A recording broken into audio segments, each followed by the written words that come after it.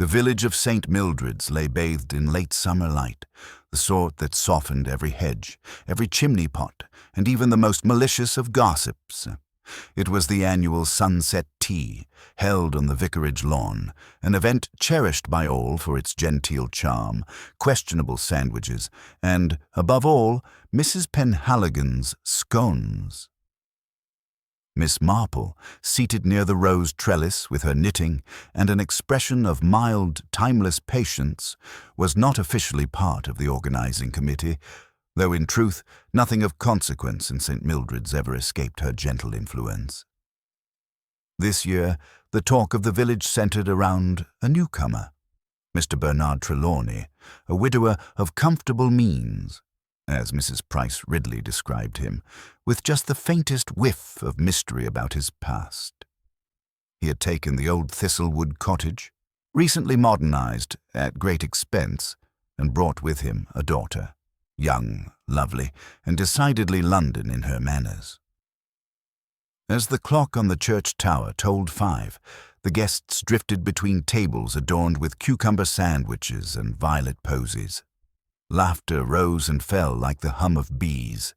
Yet, for all its pastoral charm, there was tension, subtle but present, threaded between the smiles. Mrs. Penhaligon, stout and beaming, carried in her latest triumph a silver-tiered tray crowned with scones, golden and inviting.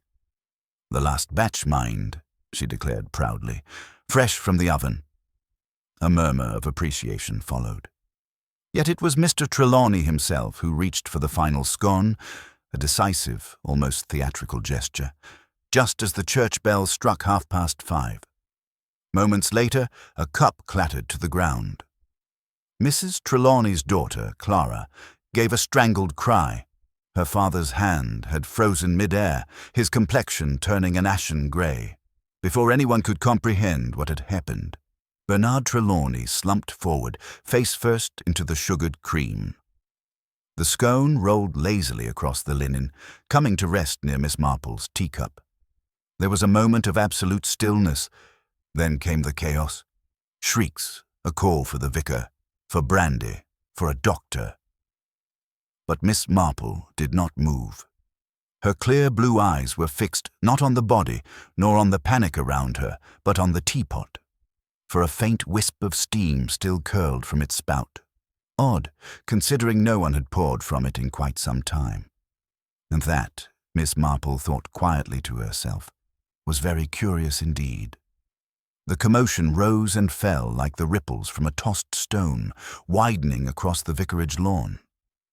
Mrs. Penhaligon clutched the empty tray against her apron as if it could anchor her to sense.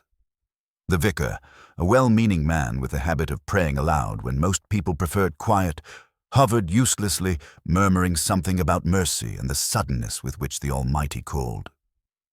The doctor, summoned from the croquet corner where he had been losing gallantly to Miss Hartnell, knelt by Mr. Trelawney's shoulder, fingers finding a pulse he must have known would not be there. He noticed the cream, the crumbs, the rigid set of the jaw that comes with an ending. He shook his head once, the gesture solemn and practiced. Clara Trelawney stood very straight a few paces away, as though the stiffness might hold her together. She was pale, and somewhere under the paleness there was anger, a strange, quick flare that embarrassed her even as she felt it. People were not supposed to die in public, in front of her, not her father, not here, not now. She lifted a hand to her throat, then lowered it because she realized she did not want to look dramatic. "Is he?" She could not finish. "I'm afraid so," the doctor said, and after the proper pause added, "It seems very sudden." The words swept down the lawn. Sudden. Heart. Shock. The string of assumptions knotted itself neatly and would have been tied off then and there, had Miss Marple not, with careful unobtrusiveness, replaced her teacup on its saucer and dabbed her lips with her napkin. The wisp of steam from the teapot had thinned but not vanished. She did not look at it again. That would have been to give it importance in other people's eyes. Instead, she looked vaguely at the rose trellis, taking in the small telltale marks that roses leave on lace when someone brushes against them too briskly. She knew who had approached the table last, and who had not. She also knew that Mrs. Penhaligon, who was proud of her scones, never sweetened the tea, holding that sugar muddled the fine Assam. Someone had insisted upon the sugar bowl nonetheless. Lilac-patterned with a tiny chip at the rim. Chips had a way of getting under fingernails. So, too, other things.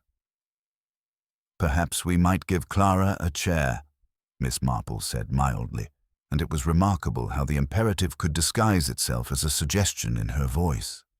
A chair appeared. Someone ran for water.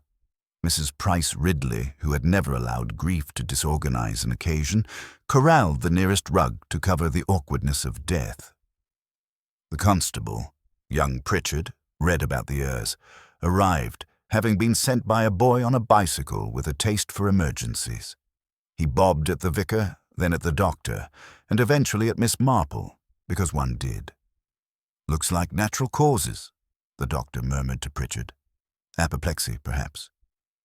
"Apoplexy," Mrs. Price Ridley repeated, as if she had diagnosed it. "Of course, one hears of it after indulgence." Bernard had never a sick day in his life, Mrs. Penhaligon blurted, and then looked guilty, as though contradicting a doctor bordered on sacrilege. He ate little enough, just a scone. Well, he did fancy the last. Clara's fingers tightened, loosened. "He liked them because you baked them," she said, the remark as gentle as any Miss Marple had heard her make that afternoon. There was a grief in it that did not wish to accuse. And yet the word, last, hung in the air, with an unkind specificity.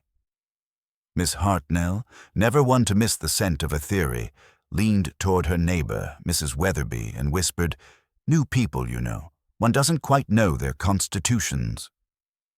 To which Mrs. Weatherby, who was woolly on constitutions but firm on propriety, replied, "Oh, quite," and then added, emboldened, "and widowers are susceptible to all manner of excitements."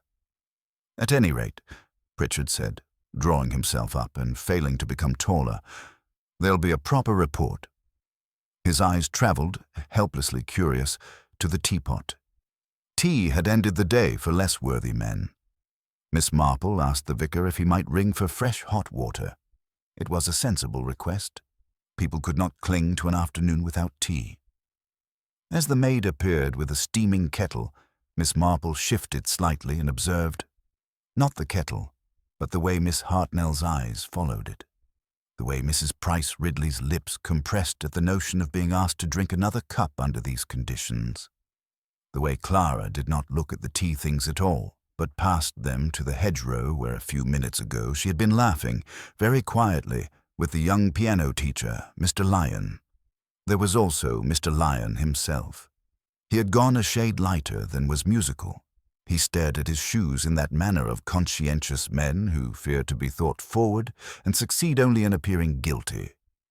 His relationship with Clara was the kind that villages condense into the word understanding long before anyone has agreed to anything. Miss Marple had seen the way he accepted a slightly burnt sandwich from Mrs. Penhaligon with gratitude disproportionate to the favor. Men in love make offerings to the wrong altars. Clara's gaze slid at last to the sugar bowl. It was unconscious, that glance. She pulled it back as though it had betrayed her. Miss Marple tucked that away gently, as one places a pressed flower between the pages of a book for later. By the time the inspector arrived, Inspector Chubb from the division, a man with the plodding virtues of a cart horse and the habit of clearing his throat before disagreeing with anyone, the lawn had settled into a suitable murmur. He heard the doctor's opinion with respectful pessimism and sent Pritchard to take particulars. Names were given, addresses offered. In such moments, people display their souls via their handwriting, how they seize a pen or avoid it.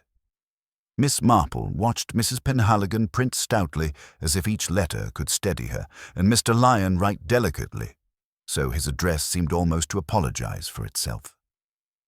Miss Marple, Chubb said with the mild defensiveness of an honest man who has been wrong in her presence before. "You are near at hand, I understand." "I am often near at hand," Miss Marple said. "It saves confusion later." She smiled as if apologizing for being useful. He followed her eye to the tea table, where the teapot sat unchanged, its spout no longer steaming, the brown ring in the cups settling. The inspector's gaze flicked to the sugar bowl, to the milk jug translucent with condensation. "There'll be facts to find," he said, half to himself, and the phrase, which in another mouth would have sounded confident, came out tentative. "There usually are," Miss Marple agreed, "and they often resemble other people's facts." She adjusted the cuff of her glove. "May I suggest, Inspector, that nothing be cleared away? It is a pity about the weather. The wasps will come." "The wasps?" Chubb said, startled into irritation.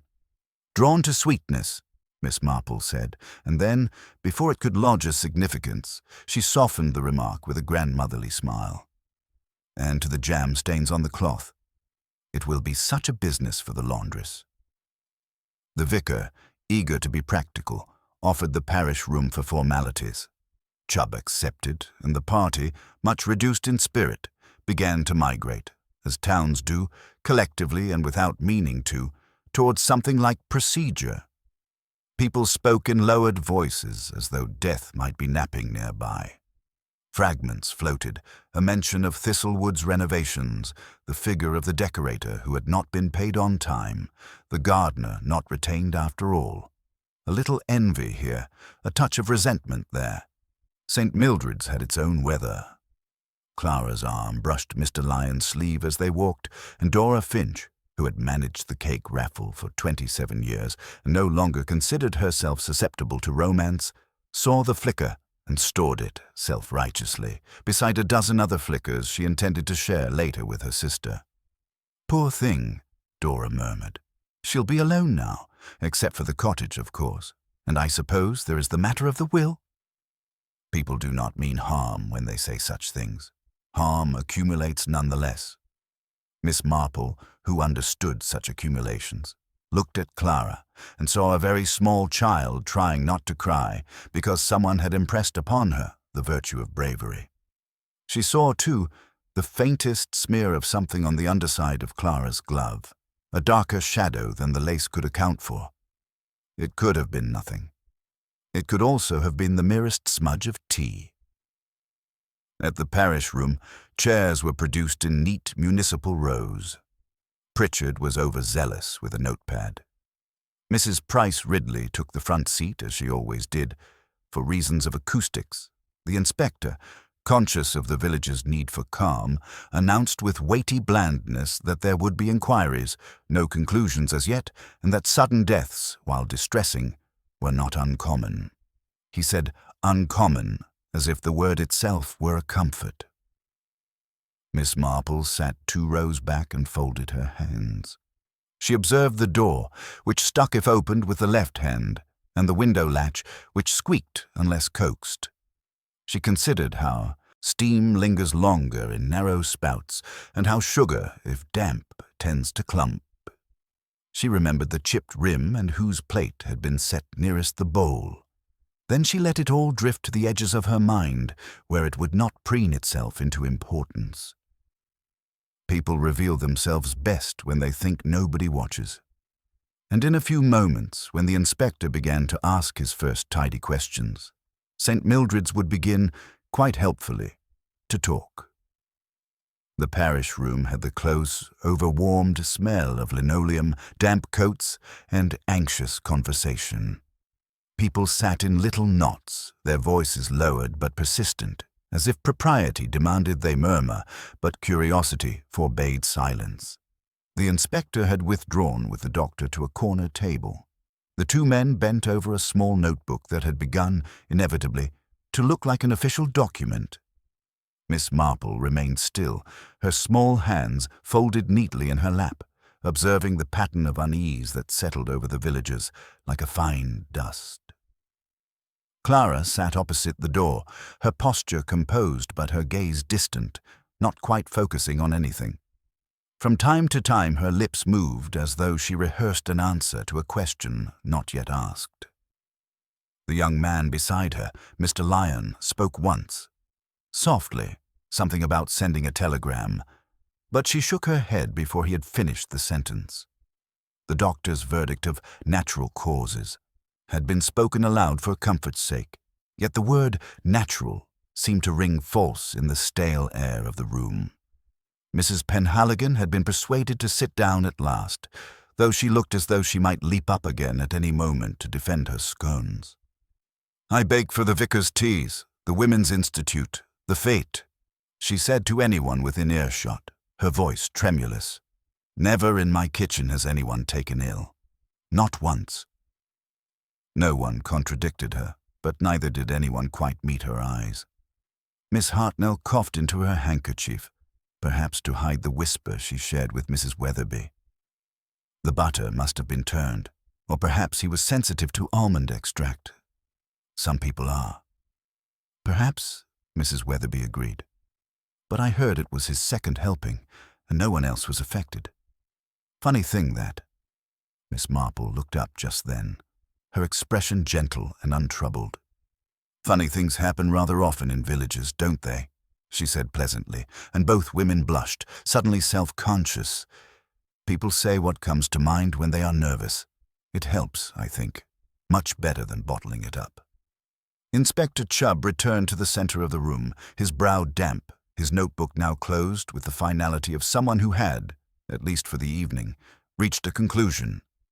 "The body will be taken to Dr. Henshaw's for examination," he announced, his tone practiced and solemn. "Purely routine, you understand. I'll want statements from each of you. Just a matter of record." "Of course. Inspector," the vicar said quickly, smoothing his cassock, "we shall cooperate fully. A terrible shock to us all." Miss Marple nodded sympathetically. "It is the suddenness that disturbs one most," she said softly. "A heart can look so strong, and yet, well, a moment of excitement, perhaps a touch of anger or surprise, and there it is." Chubb glanced at her with the faintest suspicion that she was testing him. "Quite right, Miss Marple, but it's for the doctor to say what caused it." "Oh, yes, indeed," she replied, as though perfectly content with his authority. Yet her eyes drifted, almost idly, toward Clara's hands, still clasped tightly together, and the faint shimmer at the base of her wrist where the tea had splashed earlier. When the statements were taken, they were much alike. No one had seen anything unusual. No one had tampered with the food. Everyone had been enjoying the sunshine until the dreadful moment. Miss Marple's own account was the simplest of all. "I was having my tea, Inspector, and then the poor man fell." That was all she said, and Chubb nodded approvingly. As the room began to empty, a thin drizzle had begun to fall outside, washing the colors of the vicarage garden into a soft blur. Clara was the last to leave, leaning on Mr. Lyon's arm. "I can't face the cottage tonight," she said quietly. "Everything there will remind me of him." "You can stay at the vicarage," the vicar offered. "My sister's room is free. It would be no trouble." She thanked him, her tone distant. Miss Marple thought she looked as though she might vanish entirely if left unattended for too long. When the others had gone, Miss Marple lingered by the table where the inspector stood, rearranging his notes. "You'll have the tea things sent to Dr. Henshaw as well, won't you?" she asked mildly. Chubb looked up, startled. "The tea things?" "Oh, yes," she said, as though surprised he hadn't thought of it. "They'll be needed, I should think. For thoroughness. One wouldn't want the newspapers to say St. Mildred's was careless, would one?" He hesitated, then scribbled something in his notebook. "Yes, right you are. Thoroughness." "Quite right," Miss Marple said. "Poisonings, you know, are very rare, but not impossible. I remember a case, it must be 20 years ago, in Much Benham, when a man collapsed at a whist drive. Everyone thought heart failure until they noticed the sugar had clumped rather oddly. Such a small thing, sugar, when it's damp. It doesn't always dissolve evenly. She smiled then, kindly and almost apologetically. Of course, it was an accident in that case. Entirely. A cleaning woman's carelessness. But one never knows, does one?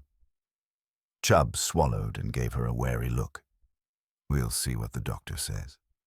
"Yes," said Miss Marple softly. "We will." She stepped out into the drizzle, raising her small umbrella, and paused at the edge of the vicarage lawn. The tables were still there, half covered with cloths that billowed faintly in the wind. A single teacup lay overturned near the rose border, and the faint scent of burnt sugar hung in the air. She noted that the wasps had already found the scone crumbs. As she walked home along the narrow lane, her thoughts arranged themselves quietly, like stitches in neat rows. People had been too quick to speak, she reflected. Grief should bring silence, yet everyone had found something to say. Mrs. Penhaligon's protestations, Miss Hartnell's theories, Clara's stillness. The dead man's past had not been discussed at all, which in St. Mildred's meant there was something worth discussing. At her cottage, she set the kettle on the hob and drew her shawl a little closer. The house was peaceful, filled with the faint ticking of the mantel clock. She sat down, took out her notebook, and wrote a single line. Steam from the teapot after the fall. Beneath it she added, Clara. Sugar bowl glance. Gloves damp. Fear, not shock. Then, after a moment's pause, another line. People speak of the living as if to protect the dead. Or is it the other way round? She closed the notebook, her expression serene. Outside, the rain deepened, tapping against the windows like a quiet insistence. Somewhere in the distance, a carriage rumbled toward Thistlewood Cottage, carrying the remains of Bernard Trelawney to be examined. St. Mildred's would talk tonight, of shocks and hearts and scones. They would talk until the truth, hidden among the words, began to show itself to anyone who knew how to listen. Miss Marple, who had spent a lifetime listening, poured herself a cup of tea and smiled faintly at the steam. It always rose, she thought, from something still warm. Morning came grey and heavy with the promise of more rain, the kind that never quite commits to falling but hangs about, making the air damp and thoughts slower than usual. St. Mildred's awoke with its customary sense of curiosity disguised as concern. By breakfast time, everyone in the village knew that Mr. Trelawney's body had been taken to Dr. Henshaw's surgery, and that an examination was ongoing. In parlor rooms and shop fronts, the word acquired its own drama, stretching itself to mean autopsy, investigation, or scandal, depending on who spoke it.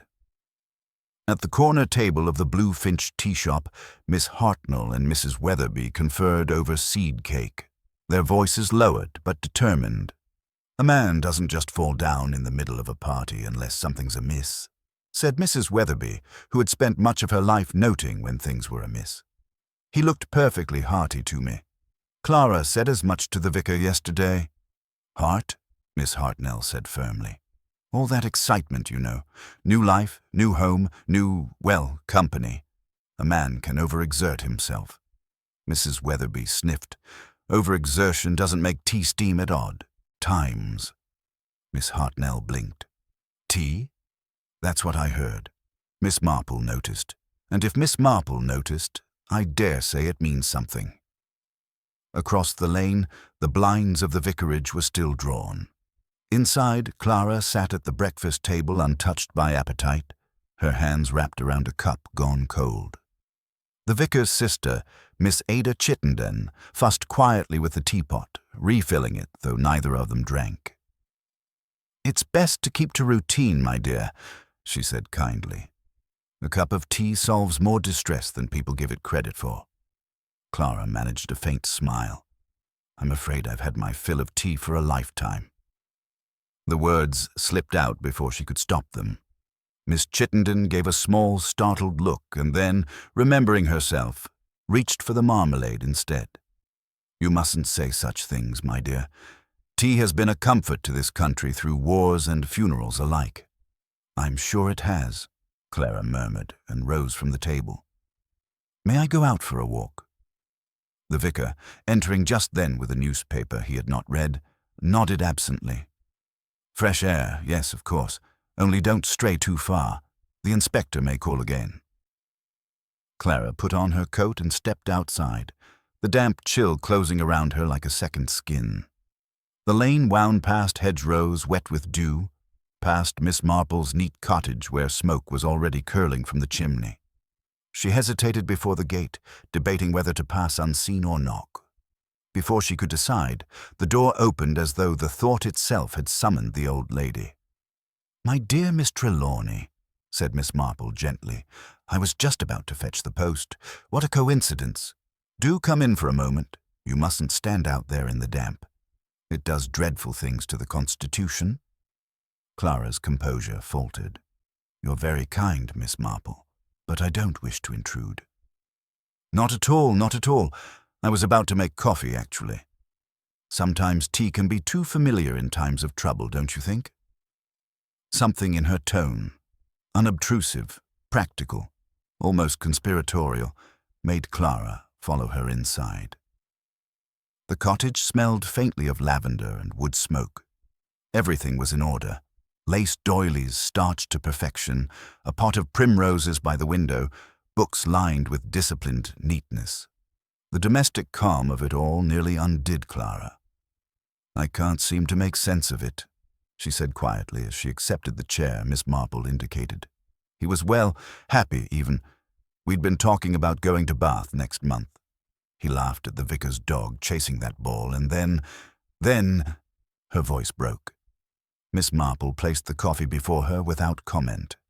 When she spoke, it was almost as if she were talking to herself. It is curious how often tragedy strikes amid laughter. People say it's fate, but I've always thought it's because we're less on guard when we're happy. We overlook small things. Clara glanced up sharply. "Small things?" "Oh, yes," Miss Marple said mildly, pouring her own cup. "For instance, how a man takes his tea. I remember your father was quite particular. 1 lump, no milk. Is that right?" Clara nodded, frowning. "Yes, always 1 lump. He said sugar was the only sweetness he tolerated." Miss Marple smiled faintly. "How sensible. And yet he took that very last scone, didn't he? The one everyone else avoided because it was still too warm?" Clara's brow creased. "Yes, I suppose so." She hesitated. "Do you think... was there something wrong with it?" "Perhaps nothing at all," Miss Marple said gently. "But sometimes people are very particular about what others eat or drink. And I did notice a small peculiarity in the teapot yesterday. It seemed unusually warm, as though someone had poured from it quite recently." Clara's hands trembled slightly. But everyone was there, around the table. No one poured anything after the first round. "Not quite everyone," Miss Marple murmured. "Mrs. Penhaligon went back to the kitchen for fresh scones, if I recall. And I think Mr. Lyon moved toward the table to help you when the plate wobbled. Such a thoughtful young man. Did you know him well before you came to St. Mildred's?" Clara looked startled. "Only since we arrived. He gave piano lessons to the vicar's niece. My father thought him very polite." "Indeed," Miss Marple said, her tone kind but distant. "Polite young men are often the most dangerous. Socially speaking, of course. They make people forget to look too closely." Clara gave a nervous laugh that turned into a sob. "You think you can't believe—" "I think nothing yet," Miss Marple said softly. "But I do think, my dear, that you saw something yesterday without realizing it. People often do. Perhaps you could try to remember.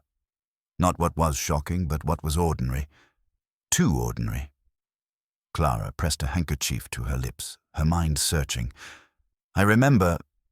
he poured me tea just before father. Before it happened. Mr. Lyon did. I spilled a bit and he dabbed it with his handkerchief. He said I was trembling.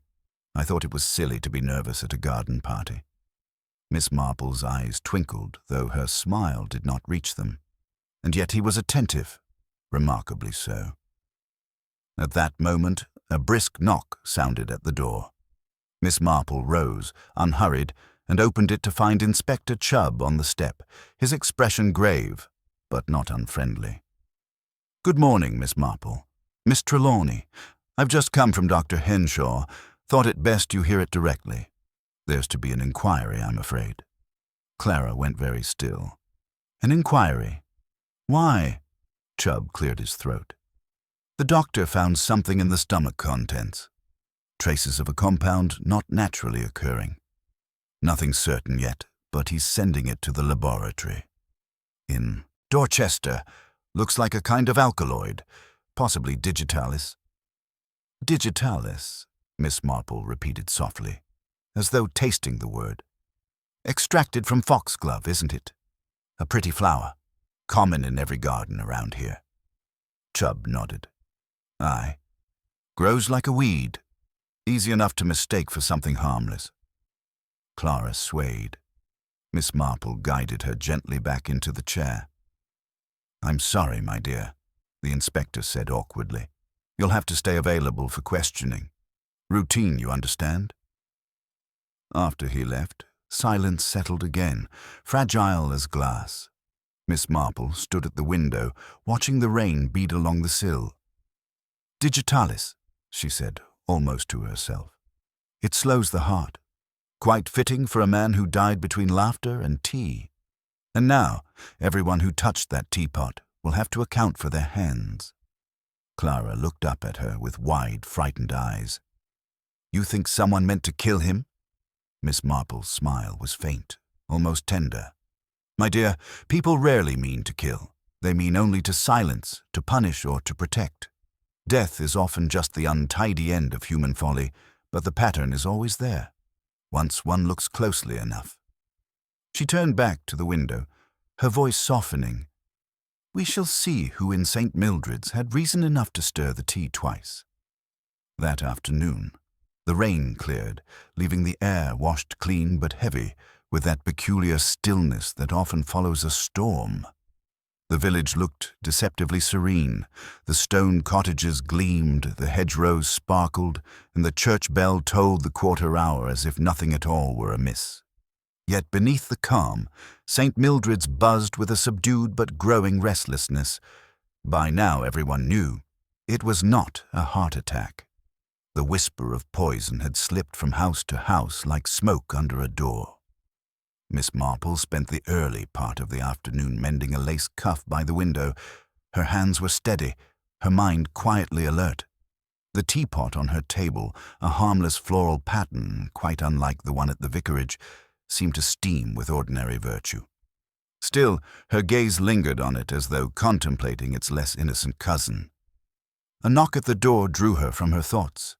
When she opened it, Mrs. Penhaligon stood on the step, her plump face red from both cold and indignation.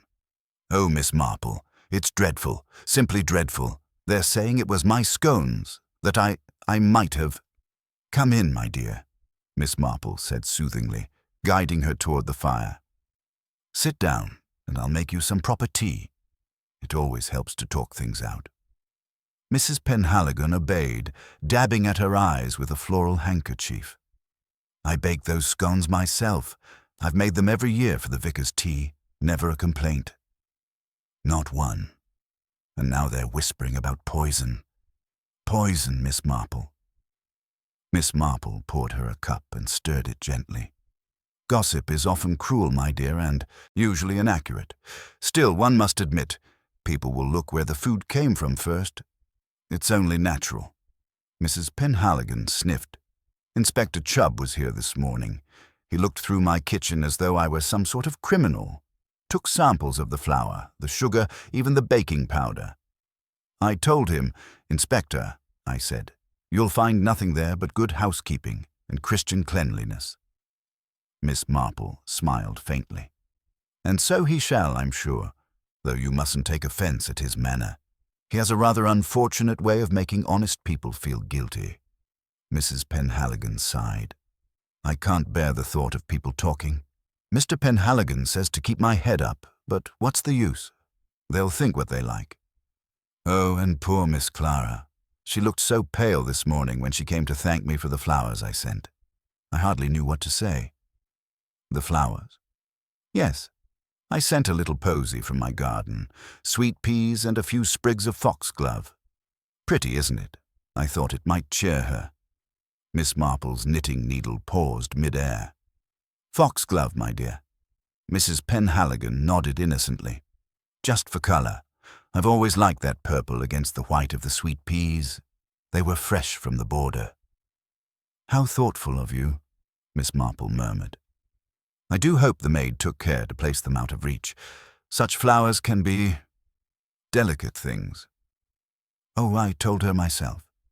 Set them on the mantelpiece in a glass jug. Miss Clara thanked me most kindly. Miss Marple nodded, though her eyes had grown distant. Yes, she would. When Mrs. Penhaligon left, reassured but still sniffling, Miss Marple stood by the window again, her brow furrowed ever so slightly.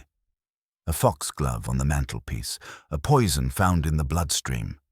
It could mean nothing, or everything. She took her shawl and hat and stepped into the lane. The vicarage garden, still damp from rain, smelled faintly of wet leaves and decay. She found the vicar himself bending over a patch of soil, his cassock hitched up inelegantly as he tugged at a stubborn weed. Miss Marple, a comfort as always to see you, he said, brushing his hands. Quite an unpleasant business, I fear. The inspector seems convinced it was something in the tea. Miss Marple inclined her head. He may be right, and yet such things rarely happen without a reason, don't you think? Mr. Trelawney was not a man without enemies. Enemies? The vicar blinked. Good heavens, no. A quiet, respectable fellow. Respectable men, said Miss Marple mildly, sometimes collect grievances without noticing. A debt unpaid, a confidence betrayed, or perhaps a promise broken. It happens in the most respectable circles.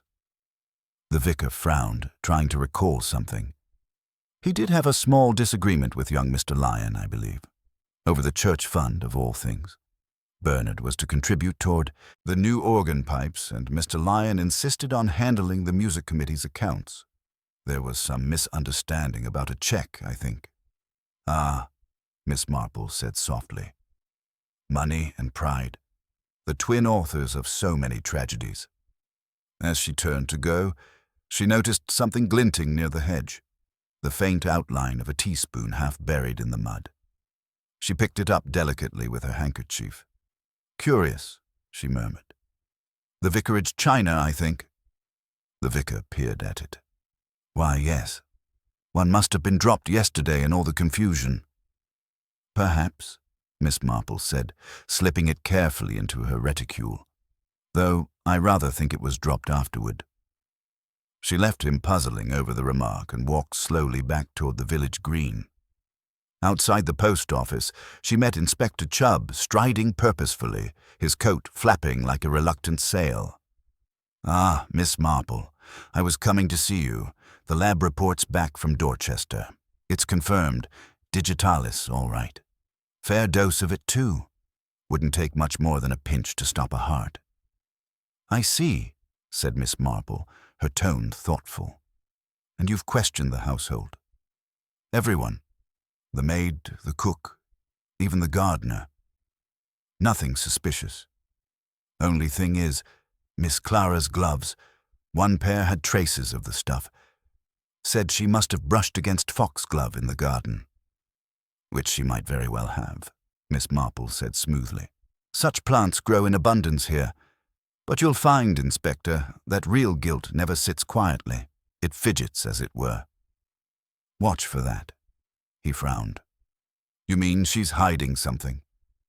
I mean, she said gently, that people under strain reveal themselves not in words, but in what they forget to conceal. Keep an eye on those who wish too dearly to appear helpful. She left him scratching his head and walked on, the mist thickening again around her.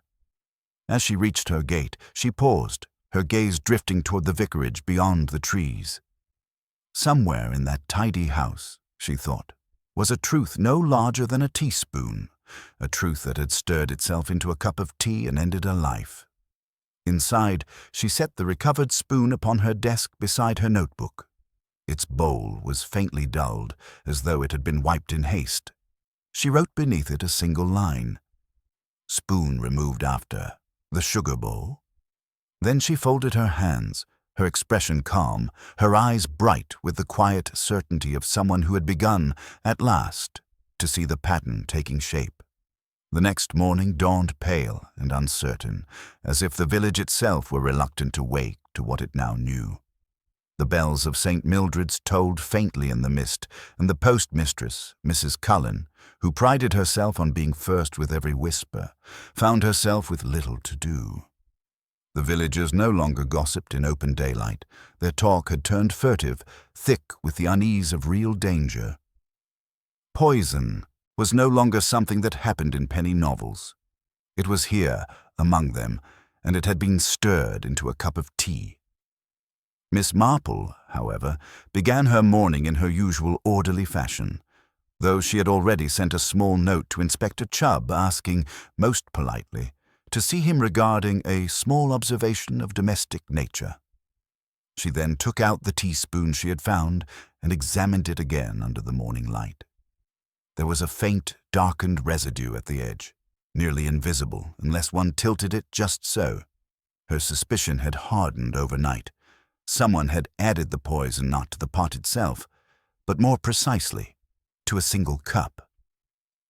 When Inspector Chubb arrived, he looked more rumpled than usual and carried himself with the air of a man beleaguered by too much speculation. "You're not the only one who's been thinking, Miss Marple," he said wearily as she ushered him in. "Half the village has been sending me theories. The vicar says it was an accident, Mrs. Price Ridley says it's a crime of passion, and Mrs. Penhaligon has offered to bake me more scones. Under police supervision, mind you. I don't know what to make of it." Miss Marple smiled sympathetically. "It must be most trying for you. People do like to be useful in times of excitement. May I offer you some coffee, Inspector? I thought we might both be in need of something untainted." He accepted with a half-smile, but his eyes caught sight of the spoon lying on her writing desk. "What's that, then?" "I found it near the vicarage hedge yesterday," Miss Marple said calmly. "The same pattern as the vicar's tea service. I imagine it was dropped, though not, I think, accidentally. You'll see it has been wiped hastily, and not very well." Chubb frowned, pulling a handkerchief from his pocket before picking it up. "You think this might be the one used to add the poison?" "I do," she said. "And I think whoever used it realized too late that it might be missed. The easiest way to dispose of such a thing in a flurry of confusion is simply to drop it. People rarely look down when they're frightened." The inspector studied her, half admiring, half exasperated. "You've a knack for making things sound simple, Miss Marple, but this doesn't tell us who did it." "No," she agreed softly. "But it tells us how, and that narrows the who considerably. You see, the tea was poured, and Mr. Trelawney's cup was filled before anyone else's. The poison couldn't have been in the pot or all would have suffered. It must have been added after the tea was poured, but before he drank it. Which means someone had to be close enough and confident enough to stir his cup unnoticed." Chubb leaned back in his chair, frowning deeply. "So not Mrs. Penhaligon. She was still in the kitchen. Not the vicar. He was at the table's far side. That leaves—" He hesitated. "Miss Clara," Miss Marple finished gently. "And Mr. Lyon." The inspector sighed. "I don't like it.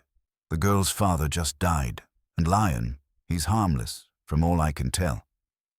"Harmlessness," Miss Marple said, "is often an excellent disguise. But I am not so certain he meant harm, at least not of this kind." Chubb stared. "Then who?" Miss Marple didn't answer at once. Instead, she went to her cabinet and took out a small wooden box. "Inside, Inspector, you will find a few samples of dried foxglove, Digitalis purpurea, collected years ago from Much Benham, where a friend of mine once mistook it for comfrey. It is a plant that finds its way into many gardens, and sometimes, inadvertently, into teacups, But it is also a plant one learns to handle with care. Too much, and it leaves a mark on the skin. A stain, even after washing. Chubb looked puzzled. And who, may I ask, has stained fingers? Not Clara, Miss Marple said softly. Her gloves were too clean. The gardener at the vicarage, however, is less meticulous. Have you spoken to him? Chubb blinked. The gardener, old Jeffers? I saw him briefly. He was upset, said he'd been dismissed by Mr. Trelawney a fortnight ago. Something about wages. Ah, said Miss Marple. Dismissed men often harbour grudges. Yet in this case, I think not murder. Jeffers is too clumsy. He would have used something more obvious, more crude. No, our culprit is someone who understands subtlety, someone whose hands are accustomed to delicate work. The piano teacher, murmured Chubb. Miss Marple inclined her head. Precisely. Music requires precision, and Mr. Lyon's manner yesterday, so eager to assist, so quick to pour tea and comfort the daughter, suggested not grief, but guilt mixed with fear. He was close enough to the table, close enough to the teacups, and motivated, perhaps, by something more than affection. Did you know, Inspector, that Mr. Trelawney's will named his daughter the sole heir, with one curious clause, that she would forfeit half her inheritance should she marry before the age of 25 without his approval? Chubb's eyebrows shot up. I hadn't heard that. Mrs. Price Ridley had, Miss Marple said dryly, and she mentioned it to anyone who would listen. It is a small village, Inspector. News travels faster than decency. He rubbed his chin thoughtfully. So if the father disapproved of Lyon, then the young man stood to lose everything. Or perhaps, she added, he thought the girl might refuse him under her father's disapproval. Love and desperation make foolish alchemies, Inspector. A drop of poison can look like courage to a man in fear of being left behind. Chubb was silent for a long moment. You may be right, Miss Marple. I'll have him brought in for questioning. Gently, she said. A frightened man will tell you lies if pressed too quickly. Let him think he is safe first. Invite him to the vicarage this evening under the pretext of offering comfort to Miss Trelawney. And, Inspector, might I be present, merely as an old woman with an interest in tea? Chubb gave a slow nod, the corners of his mouth twitching. You've something in mind, haven't you? Only a small experiment, she replied. I've always believed that truth, like sugar, dissolves best in hot water. That evening, as dusk settled and lamps flickered to life along the lane, Miss Marple sat once more at the vicarage table, her knitting resting idly in her lap. The tea service had been laid out again, clean, gleaming, innocent. When Mr. Lyon arrived, pale but polite, he found Clara already seated, her eyes red from weeping. The inspector, in his plain brown suit, loomed awkwardly near the window. Such a terrible thing, Mr. Lyon said quietly, taking a seat. Poor Mr. Trelawney, he was always so kind to me. Miss Marple smiled benignly. Then you will take a cup of tea in his honor, won't you? Mrs. Chittenden has been so good as to prepare it exactly as he liked. 1 lump, no milk. Something in his expression flickered, quick as the tremor of a piano string. He hesitated a heartbeat too long before accepting the cup. Miss Marple saw the pulse leap at his throat. She poured her own cup, stirred it leisurely, and remarked in her gentle, conversational way, "It's such a comfort, isn't it, to know that no one here bears any secrets, that everything unpleasant has been washed away, spoon, sugar bowl, and all."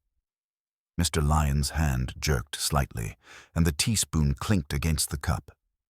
"Washed away?" he repeated, his voice catching. "Yes," Miss Marple said, her tone mild but her eyes sharp. Though, of course, sometimes a stain remains invisible until it meets hot water.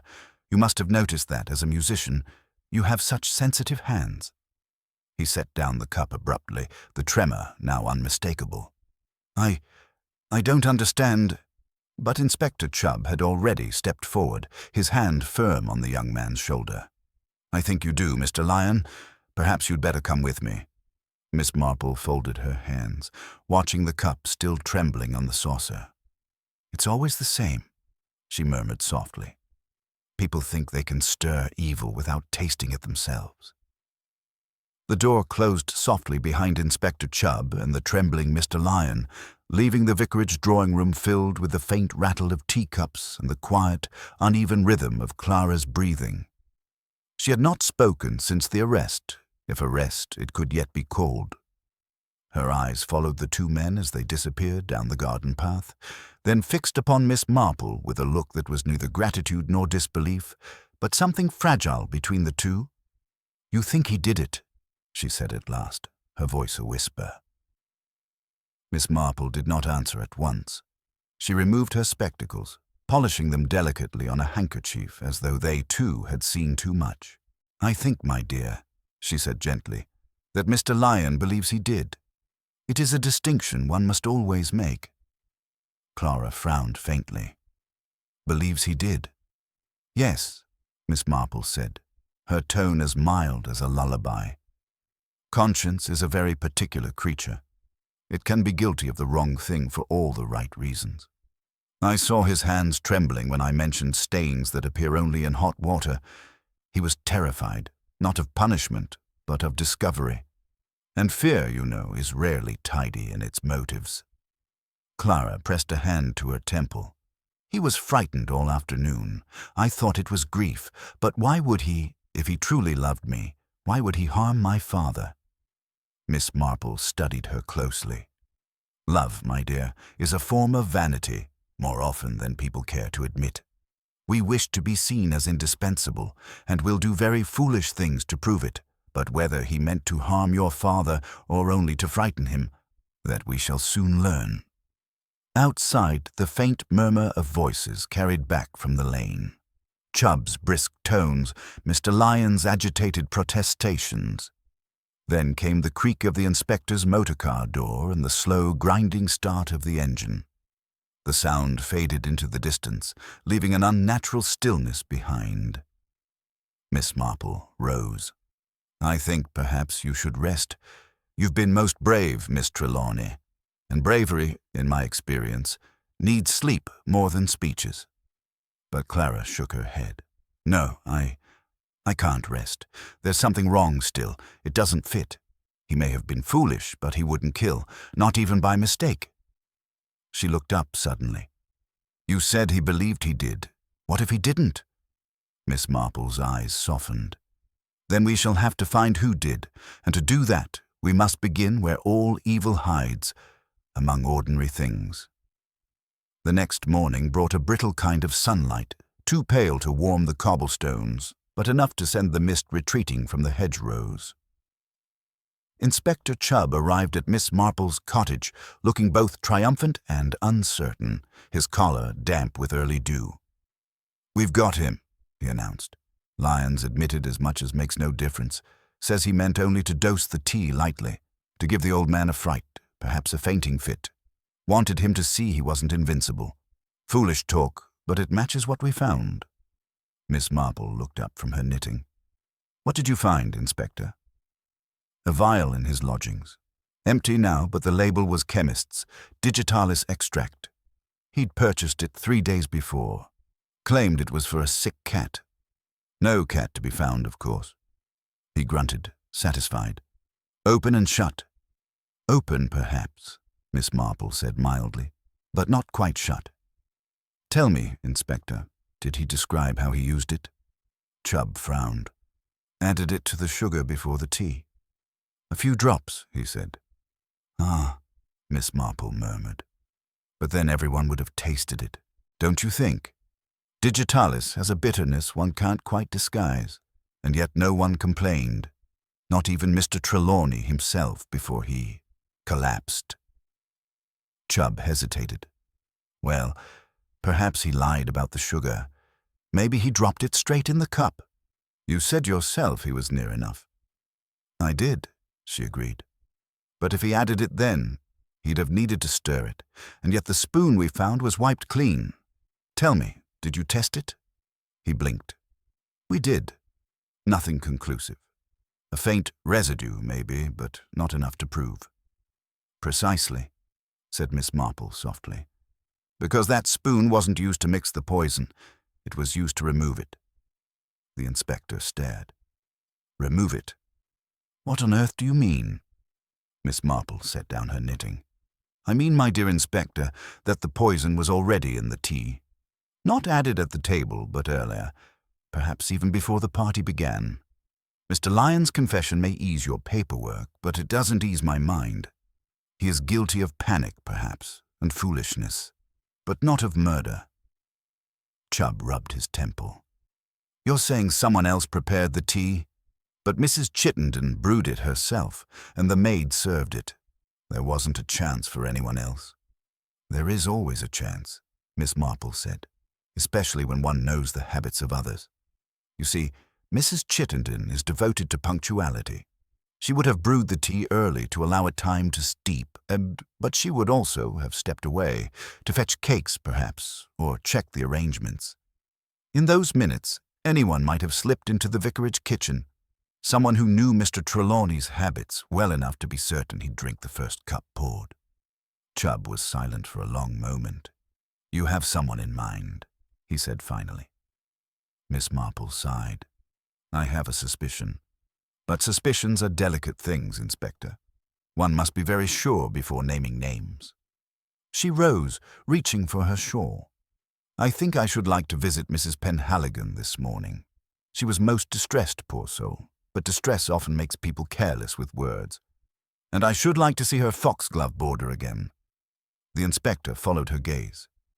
You think the cook had something to do with it? Miss Marple's smile was faint and unreadable. I think, she said, that people who feed others for a living understand both kindness and control more intimately than most. And it was she, after all, who sent those very flowers to Miss Clara's room the morning after the death. A strange choice for condolence, don't you think? Poison dressed as sympathy. Sometimes the truth hides in such ironies. When she reached Mrs. Penhaligon's cottage later that morning, she found the good woman on her knees by the hearth, scrubbing with a ferocity that suggested more than mere cleanliness. The smell of lye stung the air.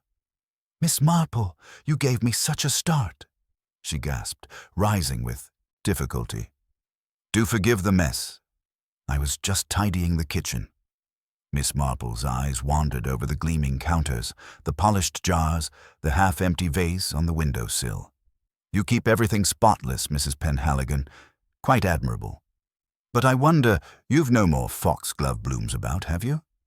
Mrs. Penhaligon flushed. Foxglove? Oh, I've cut them down. After all that talk of poison, I thought it best. One can't be too careful. Indeed, Miss Marple said softly. It's easy to mistake safety for innocence, isn't it? But sometimes, in trying too hard to be careful, we tell the truth without meaning to. The woman's hands tightened around the cloth she held. What do you mean? Oh, nothing alarming, Miss Marple said pleasantly. Only that grief affects us all differently. Some people weep, others scrub. Her gaze lingered on the empty vase, where a faint purple residue still clung at the rim. But the past is like foxglove sap, Mrs. Penhaligon. It leaves a trace, however much one wipes. For a moment, no one spoke. Then Mrs. Penhaligon's eyes filled, and her voice broke into a whisper. I didn't mean to kill him, Miss Marple. I only wanted him to be ill just enough to frighten him. He ruined my son, you see. Dismissed him for taking scraps, then blackened his name so he couldn't find work anywhere. I thought if he suffered, he might understand. Miss Marple's expression was sorrowful, but not surprised. I thought as much.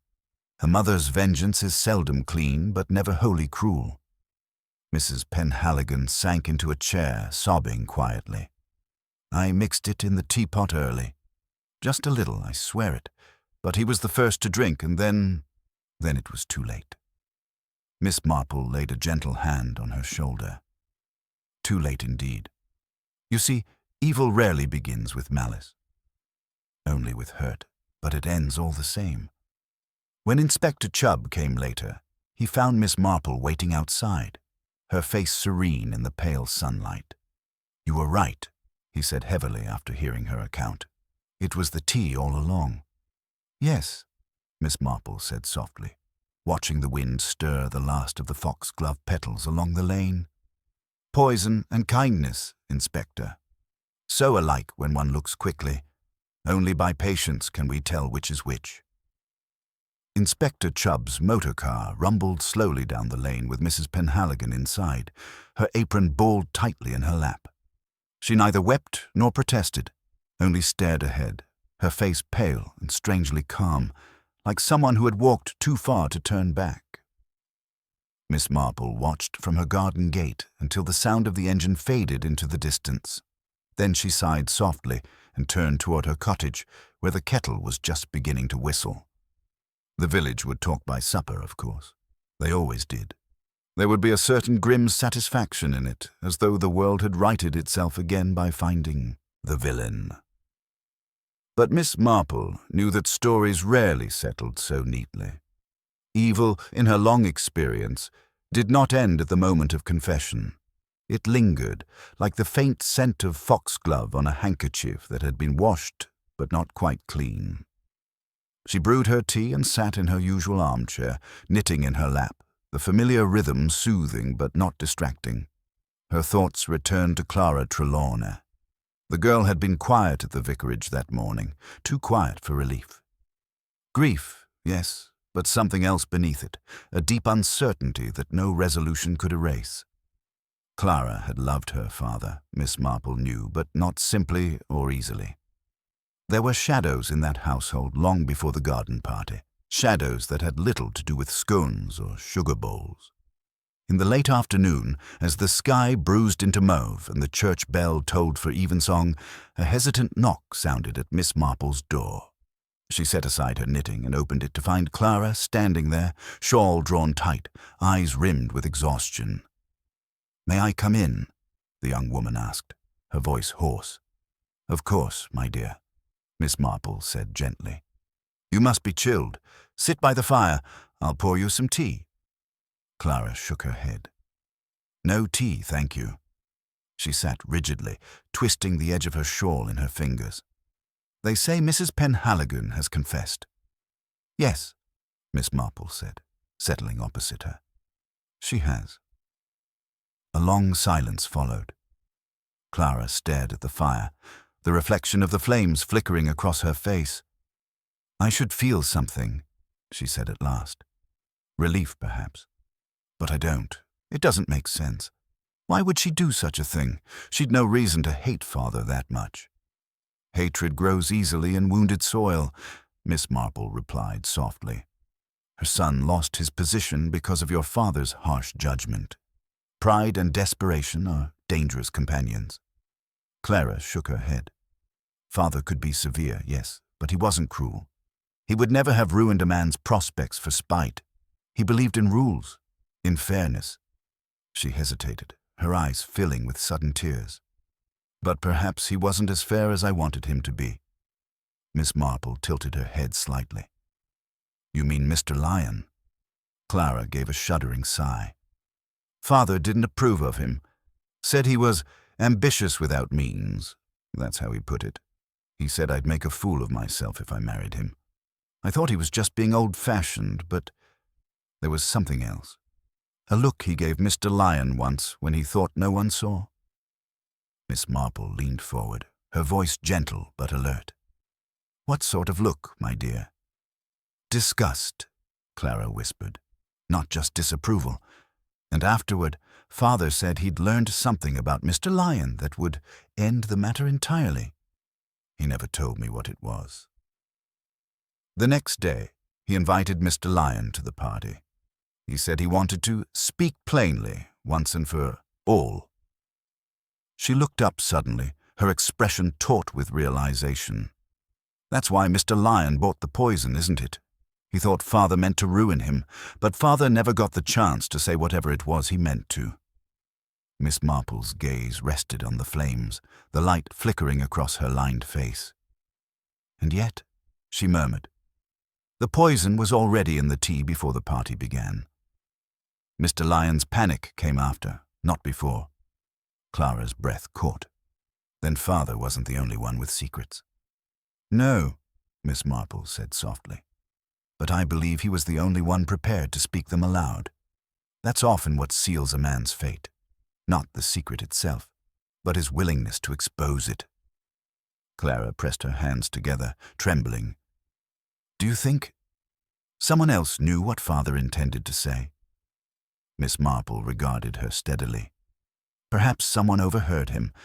Gossip travels even through closed doors in a small village. Tell me, my dear, who might have been in earshot when your father mentioned his talk with Mr. Lyon? Clara hesitated. Mrs. Chittenden, the vicar's sister, she called at the cottage that morning to ask about the hymn list for Sunday. Father spoke quite freely in front of her. He always did. He said she was too scatterbrained to follow a conversation. Miss Marple's eyes brightened almost imperceptibly. Scatterbrainedness is an excellent disguise for attentiveness. I've used it myself now and again. She rose from her chair, her manner brisk but composed. You've been very helpful, Miss Trelawney. I think I shall pay the vicarage another visit before nightfall. The vicarage windows glowed warmly against the twilight as Miss Marple approached, the sound of the evening service fading behind her. She found Miss Chittenden in the sitting room, mending a hymn book, her spectacles perched crookedly on her nose. Oh, Miss Marple, she said brightly. Such dreadful news about poor Mrs. Penhaligon. Imagine all that fuss over a few cups of tea. Yes, indeed, Miss Marple said, settling primly on the edge of the settee. And to think the whole affair might have been avoided if someone had spoken up sooner. Miss Chittenden frowned slightly. Spoken up? Oh, yes, Miss Marple said. It seems Mr. Trelawney intended to reveal something rather awkward about Mr. Lyon that day, something he'd learned only recently. But someone must have overheard his intention and acted to prevent it. Perhaps even thought they were doing the right thing. Miss Chittenden's needle paused mid-stitch. The right thing? Miss Marple's tone softened, almost maternal. It's quite understandable, of course. You've always been very protective of your brother. It must have been a dreadful shock hearing Mr. Trelawney threaten to expose an affair between the vicar's curate and a married parishioner. Such talk would have ruined the church's reputation and your brother's position along with it. The older woman's hand trembled, and a single tear splashed onto the open page of the hymn book. He said such cruel things, she whispered. He said he'd tell the bishop. I couldn't let that happen, not after all my brother's years of service.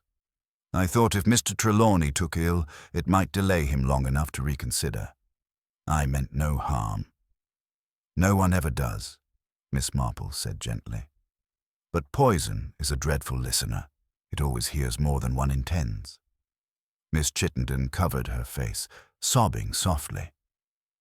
Miss Marple sat beside her, her hand resting lightly on the woman's arm, patient as time itself. When at last Inspector Chubb arrived, summoned quietly from the lane, he found the confession already waiting for him, simple, sorrowful, and complete. As they led Miss Chittenden away, the vicar stood in the doorway, pale and bewildered, his hands clasped as though in prayer. Miss Marple met his eyes briefly and murmured, She meant to protect you, you know. In her way, it was an act of love. That night, as Miss Marple returned home beneath a sky pricked with cold stars, she reflected on the strange symmetry of the whole affair. Two people, one acting from vengeance, one from devotion, each pouring a measure of death into a cup of tea. It was, she thought, a perfect tragedy of village life. Too much talk, too little truth, and hearts far too eager to protect their own illusions. In her quiet kitchen, she set the kettle on once more. When the steam began to rise, curling softly into the lamplight, she smiled faintly to herself. So much trouble, she murmured, over a simple cup of tea. Then, as always, she poured it out with perfect care and drank it slowly, savoring the peace that only understanding could bring. The following days in St. Mildred's were marked by an unnatural quiet, the kind that follows not peace, but exhaustion. People spoke in hushed tones as if too loud a word might stir the ghosts of what had passed. The newspapers had already reduced the affair to a column, "Local woman confesses in tea-poisoning tragedy." Yet in the lanes and shops, whispers fluttered like sparrows. 2 confessions in one village, first the cook, then the vicar's sister, and still in Miss Marple's mind, the pattern was not complete. She sat by her window one evening, her cat purring at her feet, the soft ticking of the clock marking the long silence that falls when questions remain unanswered. Miss Chittenden's tearful account had been sincere. Of that she was certain. But sincerity was no proof of truth. The poison had been found in the teapot, yes, and the means seemed plain enough. What troubled her was not how Mr. Trelawney had died, but why he had been chosen to die by so many who only meant to delay him. She thought of Mrs. Penhaligon, weeping in her cell, and of Miss Chittenden's trembling hands, the way she had whispered, "I meant to protect him." Both had acted from motives born of pain, and both claimed to have poisoned the tea. 2 women confessing to 1 cup. It was, Miss Marple reflected, most untidy indeed. A faint knock sounded on her door just as the church clock struck 8. It was the vicar, looking 10 years older than he had the week before.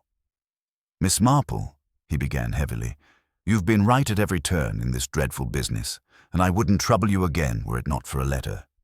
It was delivered this afternoon, forwarded from the diocesan office, addressed to my sister, postmarked 2 days before the garden party." He held out the envelope. The paper was thin and formal, the writing an elegant masculine hand. Miss Marple adjusted her spectacles and read in silence. When she finished, she looked up slowly. "It seems," she said, "that Mr. Trelawney had indeed written to the bishop about the curate's affair. This letter confirms it. He enclosed statements and named witnesses. But tell me, Vicar, was your sister aware of this before the party?" He hesitated. "She couldn't have been. I didn't tell her. Only the curate and I knew." "Ah," Miss Marple murmured. "Then how curious that she acted to prevent a scandal of which she had no knowledge." The vicar blinked. "You think she lied?" "Not precisely," Miss Marple said, "but she may have been persuaded. Suggestion, my dear Reverend, is a subtle poison in itself. Someone wanted her to act, and she did." The vicar looked bewildered. "But who could possibly?" "Someone who stood to gain from Mr. Trelawney's silence," Miss Marple said quietly. "Someone who knew of the letter, perhaps even helped compose it." She tapped the edge of the page thoughtfully. "Would you happen to have one of your curate's sermons, Reverend? I'd like to compare the hand." Within minutes, she held one, an old sermon written in the same precise, slanted script. Her suspicion, so delicate until now, settled like a feather finding its rightful perch. She thanked the vicar kindly and sent him home with promises of prayer, though her mind was already racing ahead. The curate, Mr. Whitby, had arrived in St. Mildred's only a year ago, his reputation spotless, his manners exemplary. But it was a perfection too polished, too practiced. Miss Marple had seen that sort of surface before. It always hid something carefully smoothed beneath. The next morning she went to the churchyard under the pretext of tending the roses. Mr. Whitby was there, inspecting the notice board, his clerical collar gleaming against his dark coat. He greeted her with a polite smile. "Such a tragedy," he said, shaking his head. "I only hope time will heal what's been broken." "Time heals many things," Miss Marple agreed, "though it can also reveal what's been mended too quickly." She bent to pluck a dead leaf, then looked up at him mildly. "I was speaking with the vicar last night. He's most distressed, poor man. And to think that all this might have been avoided had that letter not gone astray." His smile faltered. "Letter?" "Oh, yes," she said pleasantly. "The one Mr. Trelawney sent to the bishop, naming the curate involved in a rather delicate matter." A flicker crossed his face. No more than a heartbeat, but enough. "I see," he said evenly. Then you already know. I know, Miss Marple said, that you were the only one who could have intercepted that letter. You handled all the church correspondence, didn't you? A simple matter to open one envelope, read its contents, and then pay a visit to Miss Chittenden, implying her brother's ruin was imminent unless she acted quickly. He drew a breath, sharp and shallow. You have no proof of that. None that would interest the police, she agreed cheerfully. But you see, I don't require proof. I only require truth. You knew Mr. Trelawney meant to expose you, and when Miss Chittenden's little attempt failed to go far enough, you ensured the poison's full measure remained in the pot. You could easily do so when she turned her back to fetch the cups. I dare say you even said a prayer while you stirred. His composure cracked. He would have destroyed me, he whispered. Everything I'd worked for, my calling, my faith. Do you think I could let him do that? One self-righteous old man who knew nothing of forgiveness? Miss Marple's voice was calm, almost kind. And yet you destroyed yourself instead. That is the way of sin, Mr. Whitby. It always chooses the longer road to ruin. He turned away, gripping the back of a pew, his shoulders shaking. When Inspector Chubb arrived, summoned discreetly by a note Miss Marple had sent earlier that morning, the young curate made no resistance.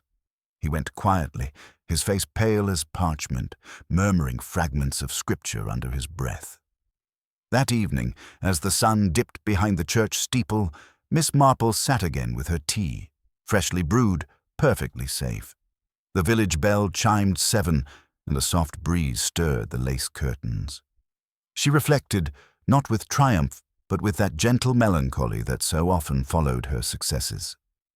In the end, 3 souls had poisoned the same man, one with bitterness, one with misguided love, and one with fear. Only the last had meant to kill, but all had played their part. Human nature, she thought, was like the tea itself, dark, complex, and impossible to untangle once stirred. The next morning's papers would declare the case solved, the curate's confession complete. St. Mildred's would resume its routines, the bell, the market, the gossip over scones. But for Miss Marple, the taste of the matter lingered, a faint, unshakable bitterness. She set down her cup and smiled faintly. It is always, she murmured to herself, the smallest spoonful that changes everything. Then she folded her. Knitting neatly beside her, the pattern finished at last, and let the quiet of the village settle once more around her. Gentle, deceptive, and eternal. Autumn crept gently into St. Mildred's, softening the edges of scandal with falling leaves and mist. A sense of weary normalcy returned, or at least pretended to. Curtains once drawn in suspicion were opened again to the pale sunlight. Conversations, which for weeks had hovered uneasily around the business of tea and death, now returned to weather, church repairs, and the vicar's upcoming sermon on forgiveness. But beneath that thin veneer of civility lay the faint, lingering unease that Miss Marple knew so well, the kind that hums quietly after truth has been uncovered but not yet absorbed. From her seat by the window, she watched the comings and goings of the village with her usual patient curiosity. There was the vicar, slower now, a touch more stooped as though burdened by a shame not his own. There was Mrs. Price Ridley, walking briskly toward the post office, eager to collect her letters before anyone could say she'd already heard everything worth knowing.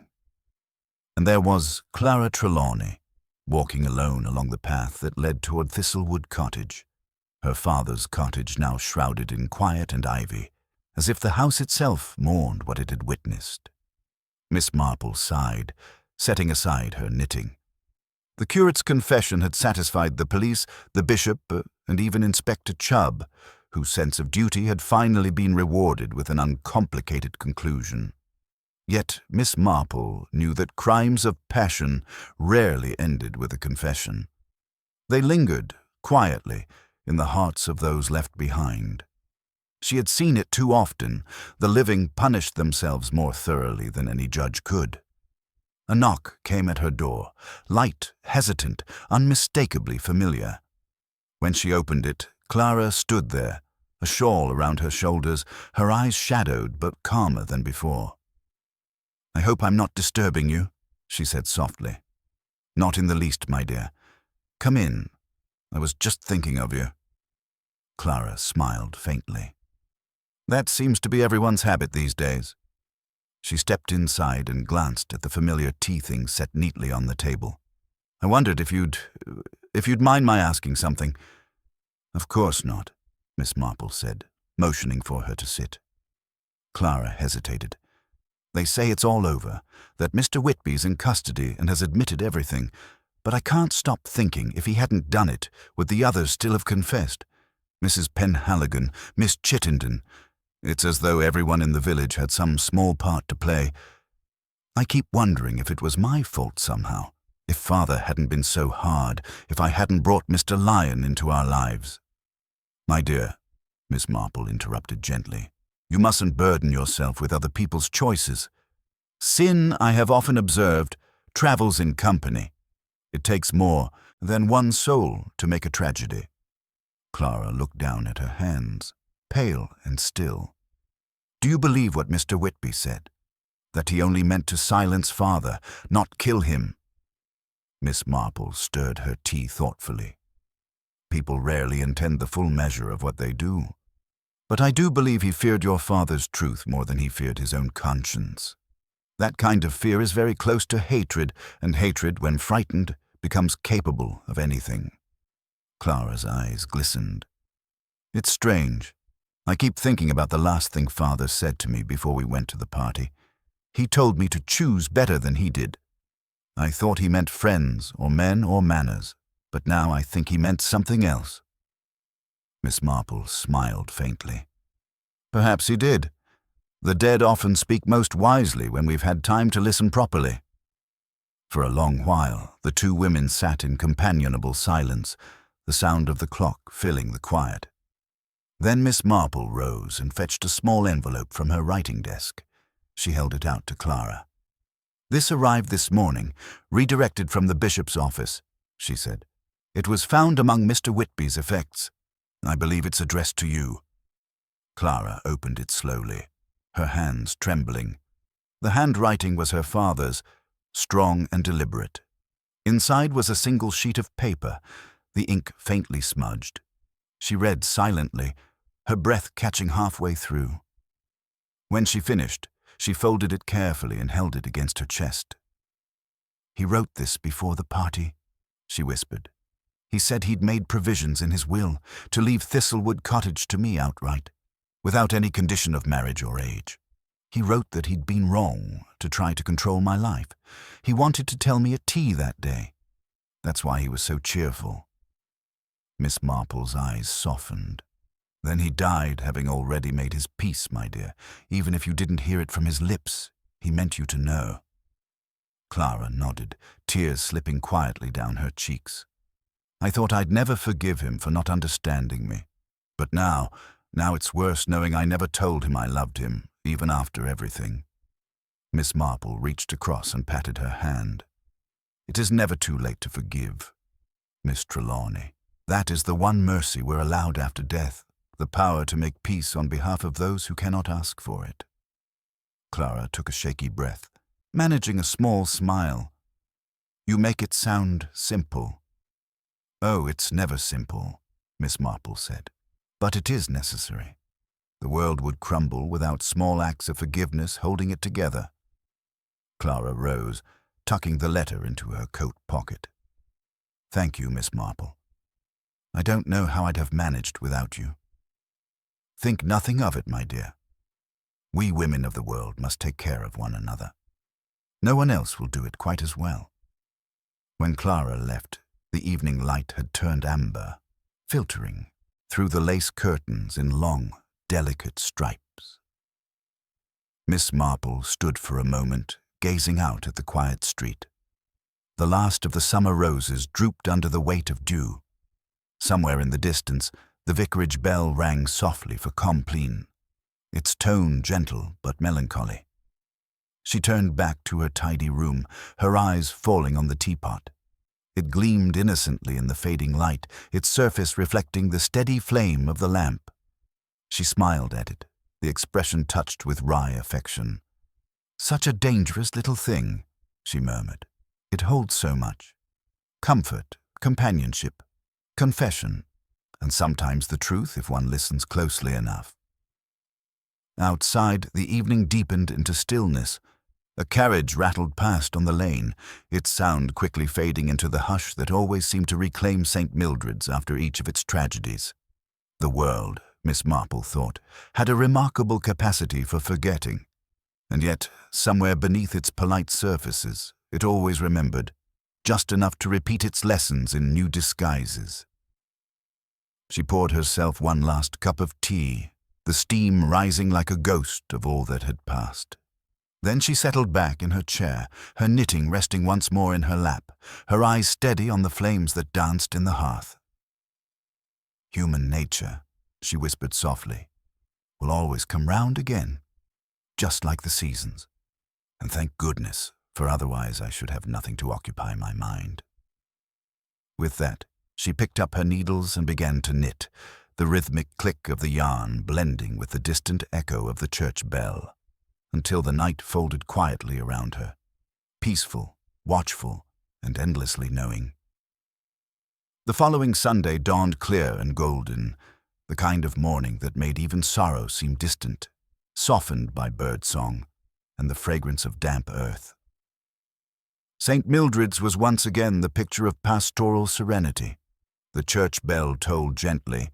Children in polished shoes trailed behind their parents, and the air carried that peculiar sweetness of peace regained after unrest. Yet, as always, Miss Marple knew that peace in a village was a careful illusion, woven daily, mended often, and never entirely free of frayed threads. Inside the church, the pews filled quickly. The vicar delivered his sermon on mercy in a trembling voice, and the congregation listened with the uneasy reverence of those who have lived too recently among sin. Clara Trelawney sat near the front, her gloved hands folded over her father's letter, now tucked inside her prayer book. Her grief had settled into quiet acceptance, the restless anguish replaced by a solemn strength. Miss Marple, sitting 2 pews behind, watched her with faint pride. Youth, she thought, had a curious ability to begin again. After the service, the villagers gathered in the churchyard, speaking softly of the weather, the chrysanthemums, and, because it was impossible not to, the tragedy that had finally found its end. Even Inspector Chubb was there, awkward in his Sunday coat, exchanging polite remarks with Mrs. Price Ridley, who managed, as always, to sound both sympathetic and superior. When he spotted Miss Marple, his expression brightened with genuine warmth. "Ah, Miss Marple," he said, approaching her, "the village owes you more than a little gratitude. If not for your good sense, I might have gone chasing the wrong trail entirely." "My dear Inspector," she said mildly, "I find that trails, like people, have a way of crossing each other. One need only follow the footprints that linger longest." He chuckled. "A poet as well as a detective, are you?" "Hardly," Miss Marple said, smiling. "Merely an old woman who has observed that guilt, like mud, clings most stubbornly to the edges where people think no one looks." The inspector's grin softened into something thoughtful. "Well, it's over now, thank heaven. The curate's to be tried next month. The bishop's already arranging his replacement, and the rest, well, time will see to that." "Yes," Miss Marple said quietly. "Time and memory. They do excellent work between them." They stood in companionable silence for a moment, watching Clara place a small bouquet on her father's grave. The flowers were modest, white chrysanthemums and sprigs of rosemary, but Miss Marple noticed that, tucked among them, was a single foxglove bloom. Not as tribute, she thought, but as acknowledgement. The past, after all, could not be denied, only understood. Later, after the churchyard had emptied and the day softened into afternoon, Miss Marple took her customary walk through the village. The cottages looked as they always had, lace curtains fluttering, chimney smoke curling lazily into the sky, and cats sunning themselves on low stone walls. Yet she felt, as she often did after such affairs, the faint echo of what lay beneath. Secrets, small cruelties, and tender foolishness, all jumbled together under the neat thatch of respectability. She paused by the vicarage gate, looking toward the garden where it had all begun. The tea table had long been cleared away, the lawn reseeded, and the once bright tablecloth, now washed and folded, stored safely in some linen drawer. There was no trace of the terror that had gripped the village that afternoon. And yet, standing there, Miss Marple could still almost see the scene as it had been. The teacups glinting in the sun, the laughter, the clink of spoons, ordinary sounds masking extraordinary danger. She smiled faintly, shaking her head. "It's always the small things," she murmured to herself. "A teaspoon, a flower, a word overheard. One never knows what they'll come to mean." The following week brought letters from beyond the village, an acknowledgment from the bishop, formal and grateful. A note from Clara, written in a steady, hopeful hand, saying she intended to take a position in Bath and start anew. And a simple card from Inspector Chubb bearing just 3 words, "You were right." Miss Marple placed them all neatly in her writing desk, tied with a bit of blue ribbon. That evening, she entertained her old friend Mrs. Bantry for supper, over shepherd's pie and tea, strong but entirely safe. They spoke of gardens and novels and the curious resilience of human beings. "I don't know how you bear it, Jane," Mrs. Bantry said suddenly. "All those dreadful things you've seen, doesn't it ever make you lose faith in people?" Miss Marple smiled, the corners of her eyes crinkling. "On the contrary, my dear, it restores it. For every wickedness I've witnessed, I've also seen some quiet courage to balance it. A confession freely given, a kindness offered, a heart that learns to forgive. It's rather like embroidery, you know, light and shadow, stitched side by side. Without one, the other would make no sense." Mrs. Bantry dabbed her lips with her napkin, her expression softening. "You do make everything sound quite poetic." "Life often is," Miss Marple replied. "At least if one takes the trouble to read it closely." When her guest had gone and the house was once more silent, Miss Marple poured herself a final cup of tea and sat by the fire. The flames flickered gently, casting gold light upon the walls, and outside, the wind whispered through the hedgerows, carrying with it the faint scent of foxglove and rain. She thought, as she often did at such moments, about the curious frailty of people, their small deceits, their misguided loyalties, their unspoken fears.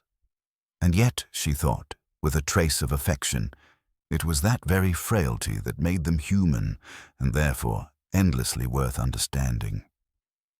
The clock chimed softly. Miss Marple took a slow sip of her tea and smiled to herself. "It's all quite simple, really," she murmured. "The truth is always there, hidden in plain sight. One only needs to look at people as they are and not as they wish to seem." Outside, St. Mildred's lay still beneath the starlit sky, its cottages glowing faintly through the mist. And in that quiet village, life resumed its gentle rhythm, its secrets, its sorrows, and its endless, comforting cups of tea. Miss Marple sat back, content, her knitting once again in her hands, and as the fire crackled low, the needles clicked softly in the peace of a world restored, at least for now.